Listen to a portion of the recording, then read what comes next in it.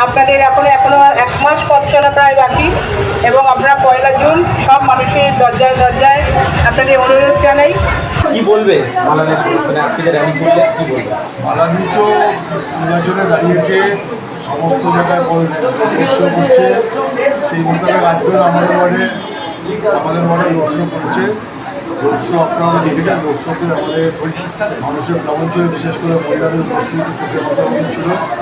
মানুষ বিশ্বাস করে লক্ষ্মী ভাণ্ডার, যে লক্ষ্মী ভাণ্ডার মমতা ব্যানার্জি 500 টাকা করে বিভিন্ন 2 বছর দিয়েছে, তারপরে আবার 500 টাকা করে 1000 টাকা করে দিয়েছে। এটা মানুষ যেমন বিশ্বাস করছে, মানুষটা কম্পেয়ার করে কেন আমাদের দেবো, কেন বিজেপিকে দেবে। বিজেপির ক্ষেত্রে দেখুন, বিজেপি গ্যাসের দাম 500 টাকা ছিল, মোদি 1000 টাকা করে দিয়েছে। একজন 500 টাকা 1000 টাকা বাড়িয়ে মানুষের আর্ন করাচ্ছে, আরেকজন মানুষের পকেট খালি করাচ্ছে। এবার মানুষ সহজেই বুঝতে পারছে যে কে ভালো করবে, কে ভালো করবে। তার জন্য দেখেছেন আজকে মানুষের স্বতঃস্ফূর্ত বসে, বিশেষ করে মহিলাদের বসে আমাদের ছাত্ররা প্রচুর ছিল, এই ছাত্র পরিষদের ইয়েতে আছেন, ওরা গেছে, ওরাও তো স্টুডেন্ট ক্রেডিট কার্ড অনেক রকম সুযোগ সুবিধা আমাদের সরকার দিচ্ছে। আমরা আমাদের ওয়ার্ডের আমাদের গভর্নমেন্ট যে পরিষেবাগুলো দিত, কর্পোরেশন যে পরিষেবা দিত, আমাদের থ্যাঙ্কস টু যে 121 নম্বর ওয়ার্ডের সমস্ত তৃণমূল কংগ্রেস কর্মীরা সেটা মানুষের দরবারে পৌঁছে দিতে সক্ষম হয়েছে। এবং একটা কথা বলি, আমাদের যারা কর্মীরা আছে তাদের সবাই অনেক কথা বলে, সব কথা হয়তো মানুষ করতে পারেনি, যে কথাগুলো করতে পারি মানুষ বিশ্বাস করে চেষ্টা করি।